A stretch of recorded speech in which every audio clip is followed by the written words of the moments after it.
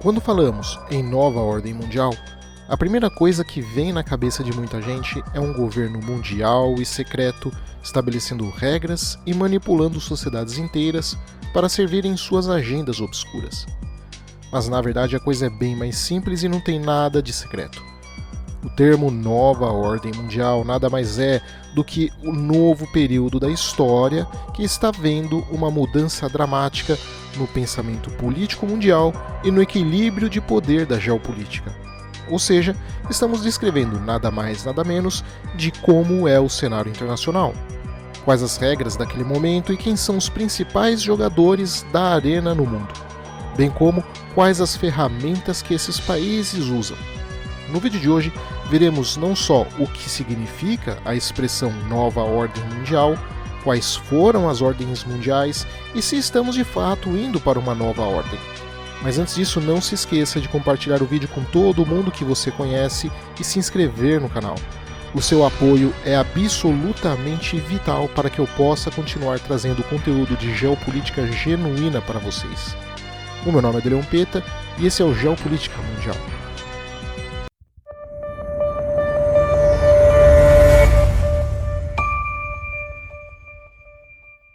A expressão nova ordem mundial começou a ser usada logo após o fim da Primeira Guerra Mundial, se referindo à visão do então presidente dos Estados Unidos, Woodrow Wilson, para a paz internacional.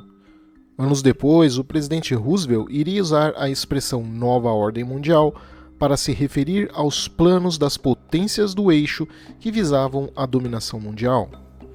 Na prática, nunca existiu de fato uma ordem mundial que fosse verdadeiramente global, sendo o mais próximo disso que conhecemos por ordem tendo iniciado na Europa Ocidental há quase 4 séculos numa conferência de paz realizada na região alemã de Westfália. Após um século de conflitos e instabilidades políticas através da Europa Central que haviam resultado na Guerra dos 30 Anos, de 1618 a 1648, que causou a perda de quase 1/4 da população da Europa Central, que morreram devido aos combates, às doenças ou à fome. A partir dessa conferência seria aquilo que poderíamos chamar mais ou menos de Paz Westfaliana ou Ordem de Westfália, que iria se basear num sistema de estados independentes que renunciavam à interferência nos assuntos internos uns dos outros e limitavam as suas ambições por meio de um equilíbrio de poder geral. Logo, a ideia era de que nenhuma única verdade ou domínio universal iria emergir das guerras europeias. Pelo contrário, cada estado seria reconhecido como autoridade soberana de seu próprio território. A ideia de ordem mundial foi então aplicada à extensão geográfica conhecida pelos estrategistas da época, até porque a tecnologia da época não permitia a operação em um único sistema global. Assim, a ordem mundial desse período era, acima de tudo, regional. Então não estamos falando de uma ordem mundial de verdade, mas sim de ordens regionais, com a Europa representando a ordem westfaliana e na extremidade oposta da massa territorial eurasiana, a China ocupando o centro de sua própria ordem hierárquica que funcionava há milênios. E no meio, grande parte dessa região entre a Europa e a China estava o conceito islâmico de ordem, com a sua própria visão de um único governo sancionado por Deus, unindo e pacificando o mundo, vindo desde o século VII. Enquanto a Europa construía a sua ordem multiestatal, o Império Turco-Otomano trazia de volta à vida essa visão de um único governo legítimo, estendendo a sua supremacia pelo coração do mundo árabe, no Mediterrâneo, nos Balcãs e na Europa Oriental. Assim como o Império Chinês se posicionava como o império central dos atores políticos que ficavam no seu entorno e fazendo deles estados vassalos ou estados tributários. Aqui precisamos fazer uma observação importante. Como disse Karl von Clausewitz no seu livro Da Guerra, vemos, portanto, que a guerra não é meramente um ato de política, mas um verdadeiro instrumento político, uma continuação das relações políticas realizada com outros meios, O que continua sendo peculiar na guerra é simplesmente a natureza peculiar dos seus meios. O propósito político é a meta, a guerra é o meio de atingi-lo, e o meio nunca deve ser considerado isoladamente do seu propósito. Ideia que pode ser resumida naquilo que foi eternizado como sendo: a guerra nada mais é do que a continuação da política com outros meios. Nesse sentido, podemos ler as guerras como aceleradores de mudanças políticas, sociais e econômicas que já estavam em andamento. Ou seja, algo cujo resultado inevitavelmente seria atingido apenas aconteceu mais rápido devido à guerra. Um exemplo disso se dá justamente no processo de migração das ordens regionais para a ordem mundial. Do fim do século XVII em diante, a Europa atingiria a Revolução Industrial. Isso mudaria a substância do modelo imperial europeu. Os rápidos progressos tecnológicos iriam mudar os modelos econômicos, de gestão de território e de organização militar. E com isso, os impérios europeus agora teriam um controle muito mais direto sobre as suas colônias. Até então, os impérios europeus não eram, na verdade, impérios no sentido exato da palavra. O Império Português, por exemplo, não era um império no sentido literal. Pelo menos, não no sentido quando pensamos em Império Romano ou Império Mongol. Apesar do desejo do príncipe Henrique de estabelecer um império cristão imponente, os portugueses não podiam instituir nenhuma relação lucrativa com os outros através da conquista. O mundo era simplesmente muito grande e a conquista muito improdutiva, e a tecnologia não dava essa capacidade. Em vez disso, foi um processo de tentativa e erro e um esforço para trabalhar com outros que finalmente lhes deram acessos aos recursos necessários. A primeira globalização, então, embora certamente caracterizada por períodos de violência e eventos de agressão, foi fundamentalmente alcançada graças a um processo de colaboração e de convencimento de lideranças regionais a participarem dessa rede de comércio global. Os modelos imperiais espanhol e português, especialmente o português, antes do século XVIII, na verdade constituíam não em todo o seu território, mas na maior parte uma coalizão de cooperação econômica entre pequenos líderes regionais, sob a proteção das marinhas desses países. O que é oposto após a Revolução Industrial, que permitira aos europeus a subjugação econômica, política e militar de rivais em outras partes do mundo, e por consequência a expansão da ordem westfaliana, que se tornaria de fato mundial. Dada a diferença econômica e tecnológica entre europeus e outras partes do globo, era inevitável alguma forma de conquista europeia e do estabelecimento dessa ordem mundial. Mas, como eu disse antes, as guerras acelerariam esse processo de mudanças. Nesse sentido, podemos dizer que 3 eventos iriam mudar o mundo, migrando da ordem regional para a ordem westfaliana, que se tornaria finalmente global. Primeiro, a Revolução Francesa e as guerras napoleônicas decorrentes dela. Segundo, as Guerras do Ópio em 1839 e 1856 entre Império Chinês e Império Britânico, subjugando por completo a ordem chinesa. E terceiro, a Terceira Guerra Anglo-Maratha em 1817, também entre Império Britânico, mas agora com o Império Maratha. A Revolução Francesa iria iniciar uma série de guerras que abalariam os impérios marginais de Portugal e Espanha, e digo marginais no sentido geográfico de serem nações que estavam na borda do continente europeu, que abriria espaço para os futuros movimentos de independência nas Américas, e confirmaria o Império Francês como um rival à altura do Império Britânico como ator global, ironicamente mesmo com a derrota francesa, o que também colocaria o Império Russo como o outro ator global. Nesse sentido, é interessante notar aquilo que podemos chamar de forças inevitáveis, pois se a ascensão francesa para se tornar rival do Império Britânico já vinha correndo, as guerras napoleônicas aceleraram esse processo, mesmo quando a França sai derrotada das guerras napoleônicas. A configuração geopolítica da França e da Inglaterra somadas com o fator tecnológico, permitiriam que esses dois se tornassem os pivôs do imperialismo europeu no século XIX. Era algo potencialmente inevitável. Mesmo com a derrota francesa pelos russos, os franceses iriam assumir esse posto-chave inevitavelmente. E a ordem mundial eurocêntrica westphaliana inevitavelmente iria se expandir pelo planeta. O sistema westphaliano se espalhou pelo mundo se baseando em estados nacionais, abrangendo múltiplas civilizações e regiões, porque à medida que as nações europeias foram se expandindo, carregaram com elas o seu projeto de ordem internacional, mesmo quando elas se negavam a aplicar esses conceitos de soberania nas suas colônias. Em resumo, para o bem ou para o mal, o conceito de ordem mundial westphaliano, reconhecendo os Estados nacionais como sendo soberanos máximos de seu território e parte de um mundo organizado por Estados nacionais, iria se expandir no mundo inteiro. Assim, temos no século XIX aquilo que podemos chamar de fato da primeira ordem mundial, prioritariamente europeia, uma ordem mundial europeia.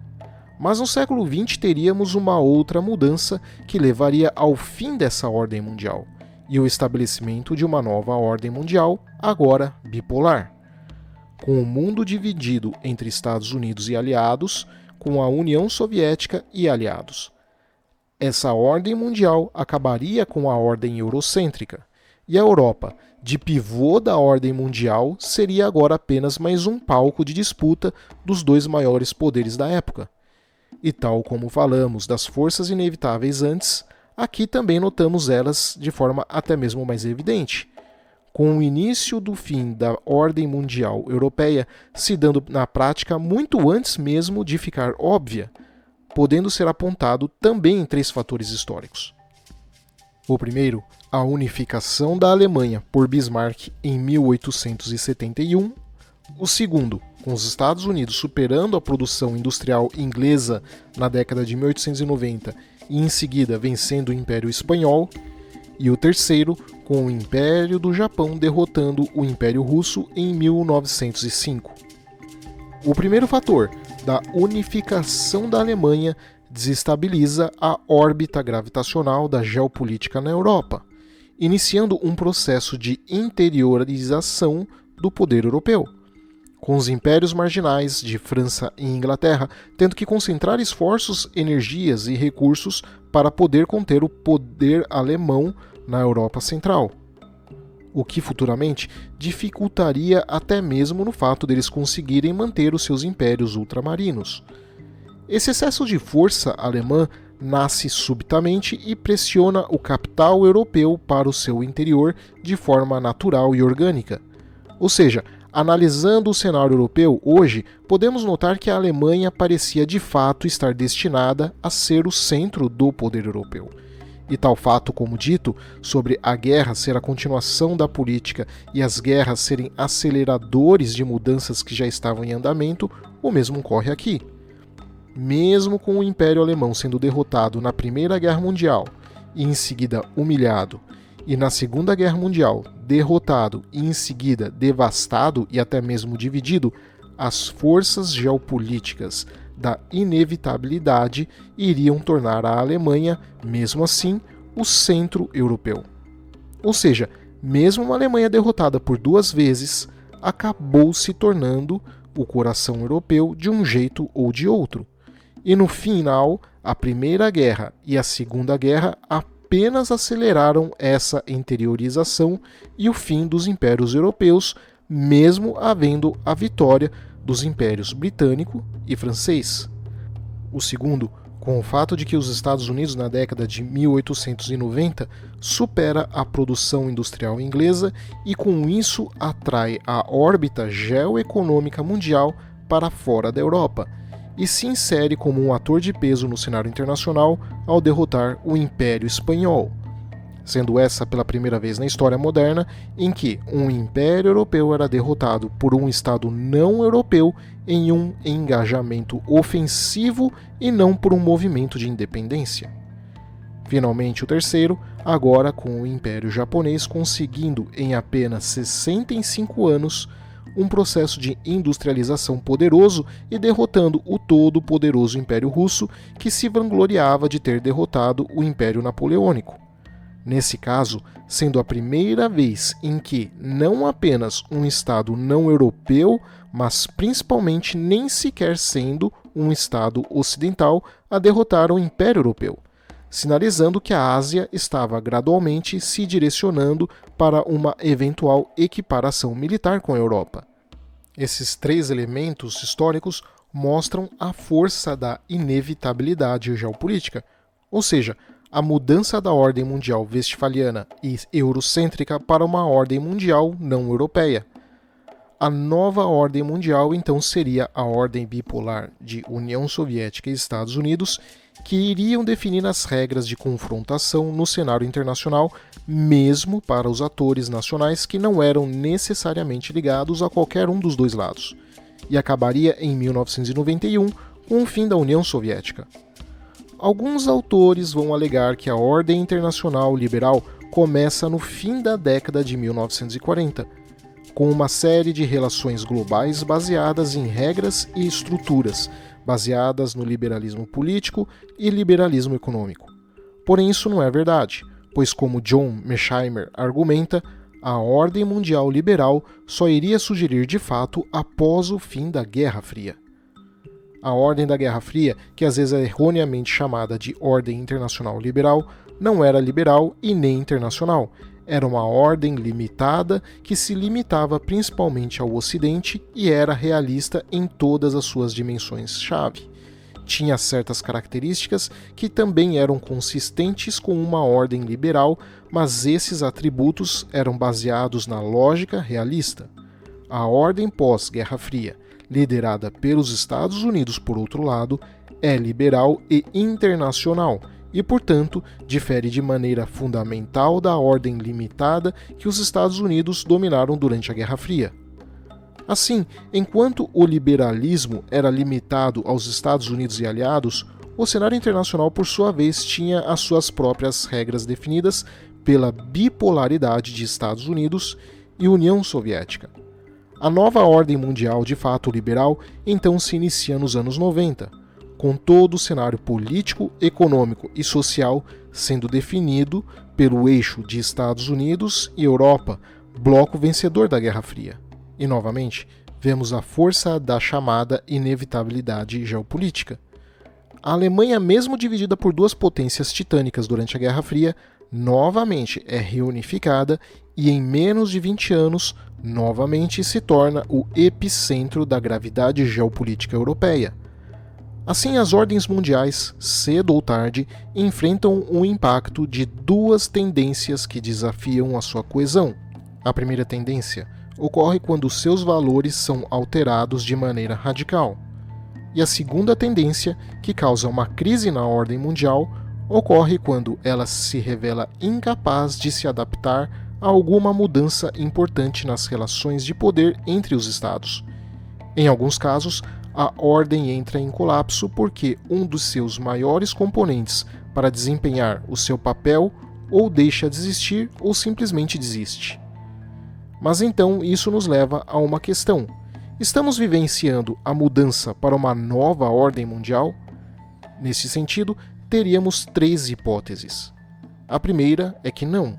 Os Estados Unidos, com seus aliados ocidentais e com o Japão, vão continuar mantendo a ordem mundial liberal. A segunda é que, conforme a órbita geoeconômica se direciona para a Ásia, estaríamos vendo o surgimento de uma ordem mundial asiática. E a terceira, uma nova ordem mundial multipolar. Na primeira hipótese, a da manutenção da ordem liberal mundial, se baseando no eventual fracasso russo na Ucrânia e as sanções levando a uma derrocada do governo Putin. Potencial crise econômica chinesa, que travaria a sua ascensão geopolítica, um eventual colapso da teocracia islâmica no Irã e, por consequência, uma renovada retomada por reformas políticas ao redor do mundo. Assim, a ordem mundial se manteria a mesma.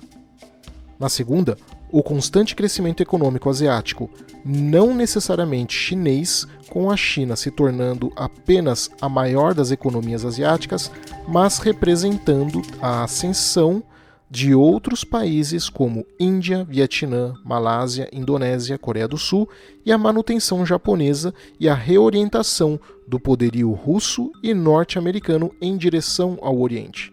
Com a Rússia minimizando a patamares históricos as suas relações com o Ocidente e focando nas suas relações com os países asiáticos, quase de forma similar com os Estados Unidos, que finalmente iriam priorizar a sua esfera na área do Grande Pacífico em detrimento das suas relações com a Europa e Oriente Médio. Este cenário representaria uma profunda mudança global, com a ordem de origem westfaliana sendo suprimida e substituída.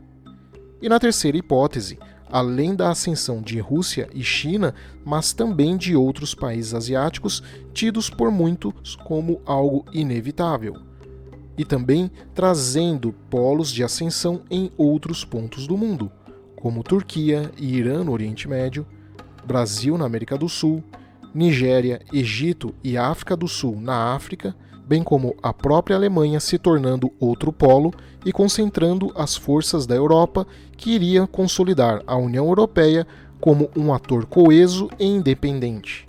Além disso, essa nova ordem multipolar representaria uma retração dos Estados Unidos, que não estariam mais dispostos na manutenção da ordem mundial.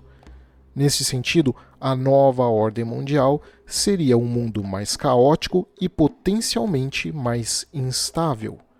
Agora, qual das três ordens mundiais irá de fato se estabelecer nas próximas décadas, somente os futuros historiadores poderão dizer com segurança. Obrigado a todos, espero que tenham gostado, e um mais que especial muito obrigado aos membros do clube do canal, que garantem que todas as semanas vocês recebam conteúdo de geopolítica genuína. Abraços e até a próxima!